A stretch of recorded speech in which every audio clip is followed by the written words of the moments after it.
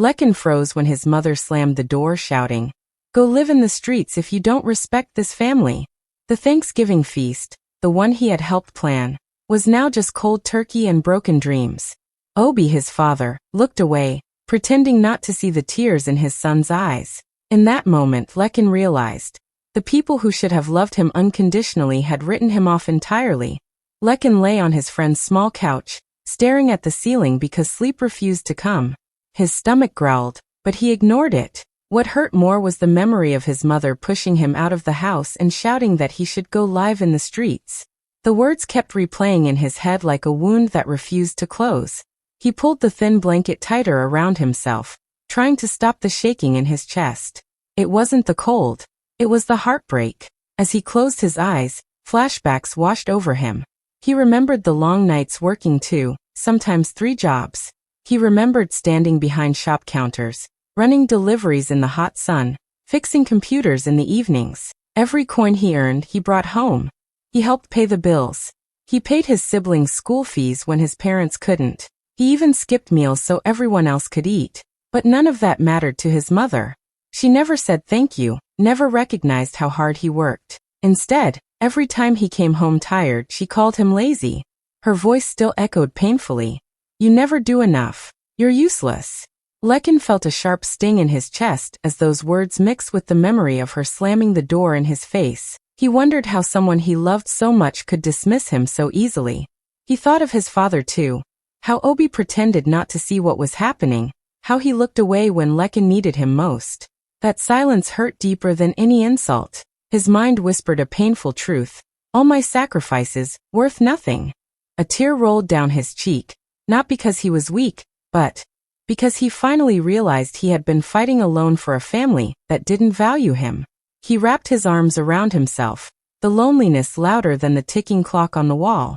His friend slept peacefully nearby, unaware of the storm inside Lekin. And in that quiet room, Lekin made a silent promise. He would carry this pain, but he would not let it break him. He would turn it into strength. One day, when life turned around, the same people who pushed him out would remember this night and regret it. But for now, all he had was an empty stomach, a borrowed couch, and a heart learning how to let go of those who never cared. Lekin woke up the next morning on the same couch, still feeling the pain of the night before, but something inside him had changed. He was tired of waiting for his parents to see his worth. If they couldn't recognize his efforts, he would create a life where he no longer needed their approval. With nothing but his old phone and a small laptop he bought years ago, he began searching for online work. He had always been good with computers, good at solving problems, good at explaining complex ideas in simple ways. He just never believed those skills could change his life. But now he had no choice except to try. He started reading about freelance consulting. The first night, he barely understood anything, but he didn't stop. He watched tutorials until his eyes burned. He taught himself coding basics, marketing tricks, and digital strategies. Every night, while the world slept, Lekin sat alone with the blue glow of the screen lighting his tired face. He practiced building websites, creating marketing plans, and studying how online businesses worked. It was slow, frustrating, and lonely, but he pushed himself because he knew this was his only door to freedom. He remembered how in Africa, people always found smart ways to survive, trading, negotiating, fixing things with simple tools. Lekin carried that same spirit. He learned how trading platforms worked, especially the ones popular across West Africa. He studied charts, trends, and market news. Sometimes he lost money in the beginning, but instead of giving up, he learned from every mistake. He wrote down strategies. He followed successful traders quietly. Slowly, his small investments began to grow. Soon, he created a profile online and offered his services. At first, no one believed in him. But one client took a chance. Lekin worked day and night for that project, giving his best ideas, building smart solutions, and keeping communication clear. When he completed it, the client was shocked by his intelligence and recommended him to others. More small jobs came than bigger ones. People loved how strategic he was, how fast he understood problems, and how simple he made everything seem. Weeks turned into months. Lekin's nights were filled with typing, coding, planning, and researching. His days were filled with online meetings and project deadlines. He barely slept, but he didn't complain. His earnings began to grow quietly. He started saving little by little, watching his account rise for the first time in his life. And all of this happened in silence. His parents had no idea. They still thought he was struggling, still believed he was nothing. But Lekin knew something they didn't know. He was finally building a life that no one could take away from him. Back at home, Lekin's absence didn't bother anyone. In fact, his younger siblings almost enjoyed it. They had grown up spoiled, always getting the best food, the newest clothes, the newest phones, while Lekin was the one working behind the scenes to make those things possible. But they never saw that. They believed everything came from their parents, and they believed Lekin was simply the weak one of the family. So when he stopped coming around, they didn't miss him, they mocked him. One afternoon, while Lekin was working on a project in his small rented room, his phone buzzed with a message from a neighbor. It was a short video of his siblings sitting in the living room. They were laughing loudly, bragging about their little successes, waving around small amounts of money like it was gold. One of them said, "At least we're not sleeping in the streets like Lekin." The others burst into laughter, repeating the words again and again like it was the funniest thing in the world. Lekin watched quietly. No angif, no shouting, just a long, heavy silence inside him. He knew they didn't understand his struggles. They didn't know the nights he spent working just to make sure they had school uniforms. They didn't know the times he gave up buying new shoes so they could get new ones. They didn't know the sacrifices he made, and honestly they didn't care. His siblings had grown up believing life was easy because Lekin had always made it easier for them without ever mentioning it. He placed the phone down slowly and took a deep breath. Instead of letting their words crush him, he let them wake something stronger inside him. He told himself that he didn't need to defend his name. He didn't need to explain his struggles.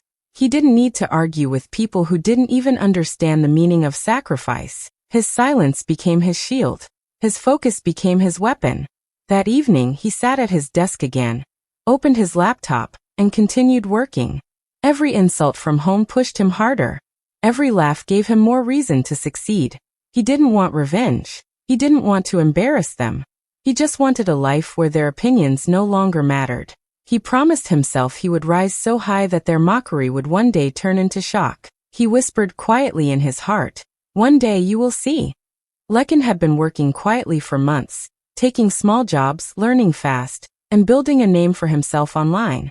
Most clients only saw his profile picture and his work samples, never imagining the young man behind the screen lived in a tiny room and ate the cheapest meals to save money. But one evening, everything changed. An email arrived from a multinational African tech company.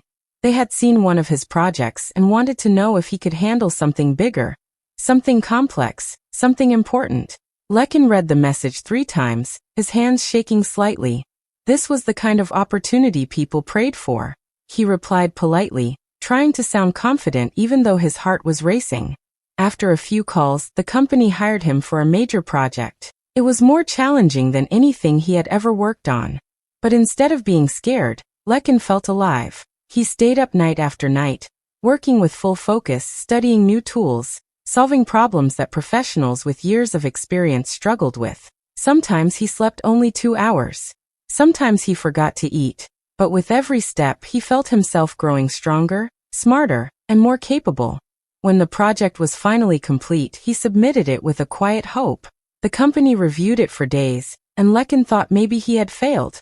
Then one morning, his email exploded with messages. The team praised his work. They called it genius, innovative, and beyond expectations. They asked if he could join more long-term projects. And then he saw the payment confirmation. $500,000. $500,000. From one single project. Lekin stared at the screen, unable to breathe for a moment. This wasn't small money. This wasn't lucky money.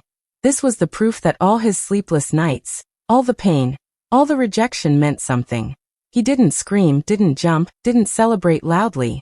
He simply closed his eyes and whispered a small thank you to God, and to his own hardworking self. Life began to change fast. He rented a small office space, nothing fancy, but enough to feel professional. He bought a better laptop, a proper chair, and good internet. He started taking international calls, discussing ideas with people from different countries who respected his talent. Slowly he built a small team, young people like him hungry to grow. He trained them, guided them, encouraged them.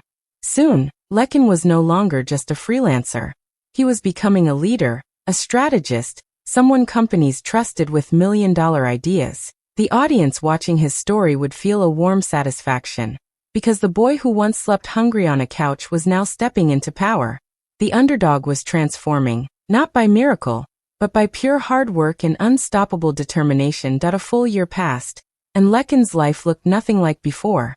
He had his own office, a growing team, and money flowing in from clients he once only dreamed of working with. But even with all the success, there was a part of him that stayed quiet, the part that still remembered that night his family threw him out. He tried to bury the pain under work, but some wounds sit deep. One afternoon his phone buzzed with a message. It was an invitation from his mother's social group, an open call for the annual family Thanksgiving dinner. The same event where he had been humiliated and pushed out like nothing. Lekin stared at the message for a long time. His first reaction was anger. Why would they invite him now? Did they suddenly remember he existed? Did they think he was still the same weak boy who left with nothing? He paced around his office, conflicting emotions rising inside him. A small part of him wanted to go, to show them how much he had changed, but another part, the wounded part, didn't want to give them the satisfaction of seeing him. He remembered the cold night on the couch, the empty stomach, the sharp words from his mother, the silence from his father. Those memories wrapped around him like heavy chains. He sat down and closed his eyes. Childhood memories came rushing in. Him helping his mother in the kitchen, him running around the compound with his siblings, the laughter, the small joys. He once believed that family was safety, but the same people who had once held his tiny hands had pushed him away without thinking twice. That pain still lived inside him. Finally, he made a quiet decision. He wouldn't attend. Not yet, but he wanted to see. He wanted to understand who they were without him. So on Thanksgiving evening, he drove to the street where his family lived, parking his car far enough to stay hidden. He watched from a distance as people entered the house laughing and carrying food. The warm lights through the windows made the place look peaceful, like nothing bad had ever happened there. Lekin sat quietly in his car, his heart caught between past wounds and present strength. He didn't hate them, but he hadn't healed enough to face them either. So he stayed in the shadows, observing silently. And in that still moment, he understood something important. His success had given him power, but his heart still needed time to heal. He watched for a while longer, then drove away, not with anger, but with a deep, quiet acceptance. He wasn't the same boy anymore. He was someone new, someone stronger. And one day, he would face them, but only on his own terms. A few days after Thanksgiving, Lekin decided it was time to handle something important. His investments had grown far more than he ever expected. The businesses he advised were paying him huge amounts. His trading profits were rising every month. His company was now taking on international clients. Everything he had built in quiet silence had finally turned into something massive. So early one morning, dressed simply in a clean shirt and trousers, he walked into one of the biggest banks in the city. He moved calmly, like any normal customer, holding a small folder under his arm. No bodyguards, no fancy clothes, no expensive watch. Just Lekin, the same boy who once slept on a couch with nothing. The bank was busy, people rushing around, but when he approached the customer service desk and mentioned he needed to speak with a senior manager, the staff directed him respectfully to a private office. The manager greeted him politely, expecting nothing unusual. But when Lekin opened his folder and placed several documents on the table, the manager's expression slowly changed. Lekin handed him a statement from one of his investment accounts, showing millions in profits. Then another, showing returns from his consulting company. Then projections from his annual earnings, calculated carefully by his accountant. The manager blinked repeatedly, leaning forward as if his eyes were deceiving him. He clicked through the digital files Lekin transferred. The numbers were shocking. When the system finished loading the automated yearly projection, the screen displayed it clearly. $25 million. The manager's mouth opened slightly. He shifted in his chair, his voice suddenly more respectful, almost nervous. "Sir, is this correct?" he asked quietly. Lekin simply nodded. There was no excitement on his face, no prideful bragging. Just calm confidence. He had worked hard for this. He had earned every dollar. And for the first time, someone was seeing the true size of what he had built. The manager cleared his throat and stood up straight, now treating Lekin like a VIP client. He asked if Lekin needed a special account, private banking services, or security for his funds. Lekin smiled politely and said he only wanted to deposit his earnings and continue with his business. The manager rushed to assist personally. As Lekin walked out of the bank, sunlight hit his face gently. He didn't feel the need to call his parents or prove anything to anyone. But deep inside, he felt a quiet vindication. The same family who mocked him, the same siblings who laughed, the same parents who told him to go live in the streets, had no idea that the boy they rejected had turned into a man worth more than all of them combined. He stepped outside with a small, subtle smile, not out of pride, but out of strength, because now he truly knew his worth. When Lekin finally decided to visit home, he didn't announce anything. He didn't tell his parents he was coming or give any sign that his life had changed. He simply walked toward the family compound during another small gathering his mother had organized. Laughter filled the place, neighbors sat around, children ran about, and his parents stood proudly in the center like they owned the whole world.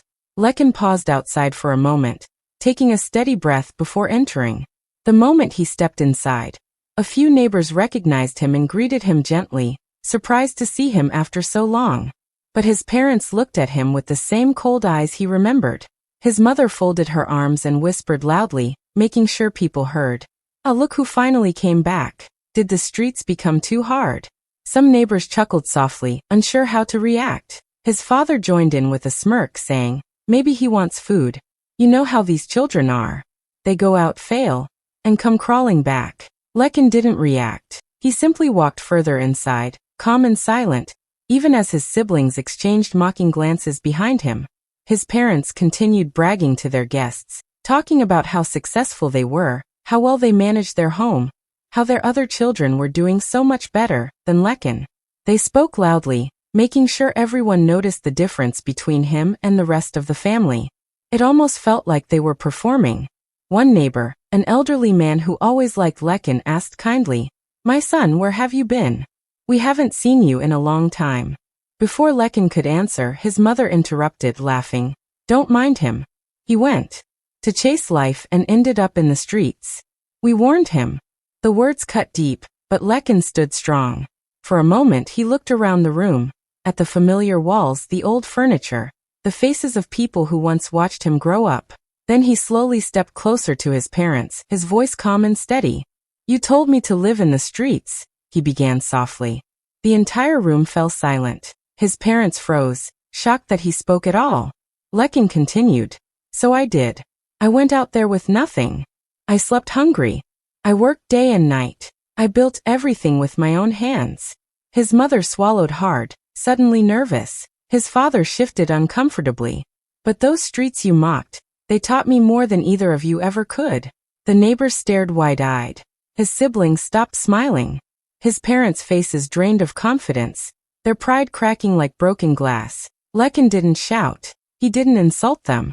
He simply told the truth, with a strength they never expected. And in that moment, the entire room understood that the boy they rejected was no longer the same. He had returned not for their approval, but to finally speak the words they needed to hear. After that night of confrontation, Lekin didn't leave immediately. Instead, he stayed quietly, carrying himself with a calm confidence that his family had never seen before. He set up his laptop in the living room, opened his accounts, and began making calls. At first, his parents didn't understand what he was doing. He was just sitting there, they thought, like he had nowhere to go. Still the same boy they had always dismissed. But the truth was very different. Lekin was about to show them a glimpse of the life they had never imagined. He connected with clients from across Africa and beyond, discussing major business deals worth millions. Companies sought his advice, investors listened to his strategies, and one after another he closed deals that would make even seasoned businessmen take notice. From the same home that once pushed him out, Lekin orchestrated multi-million-dollar transactions, negotiating contracts with ease, analyzing markets, and giving instructions to his growing team. He didn't raise his voice. He didn't show off. He simply worked. Neighbors began to notice. Some came by, curious about why Lekin had returned. They peeked through the windows and saw him speaking confidently to people who clearly respected him. His presence, calm but commanding, filled the house. His extended family, who once mocked him, now whispered to each other, unsure of what they were seeing. The very boy they had dismissed was now a man running a business that handled millions of dollars. Lekin's parents watched in stunned silence. They had spent years flaunting their success, comparing themselves to him. And now they were forced to see that the boy they scorned was the one living a life they could only dream of. There was no shouting, no humiliation, no dramatic scene, just quiet, undeniable proof of his achievements. Every call he made, every deal he closed, every strategic decision he executed right in front of them was a reminder of what they had lost. Yet Lekin didn't gloat. He didn't laugh at them or take pleasure in their shock. He knew true respect came not from making others feel small, but from existing in the power and life he had built with his own hands. He continued working calmly, letting the numbers, the contracts, and the results speak for themselves. After a long evening of calls and meetings that had left his parents and neighbors stunned, Lekin sat down for a quiet dinner with his family. The food looked the same, the house smelled the same, but everything felt different. He ate calmly, observing their faces, the pride, the shock, the awkwardness. He didn't laugh. He didn't argue. He simply sat there, polite, controlled, and fully aware of the power he now held. His mother watched him closely, eyes narrowing as if she could read every thought behind his calm expression. After a few moments, she finally spoke, her voice trembling slightly with a mix of authority and fear. "Lekin, are you really going to leave again? Don't you want to stay? Don't you want us?" She paused, searching his face for the boy she once knew.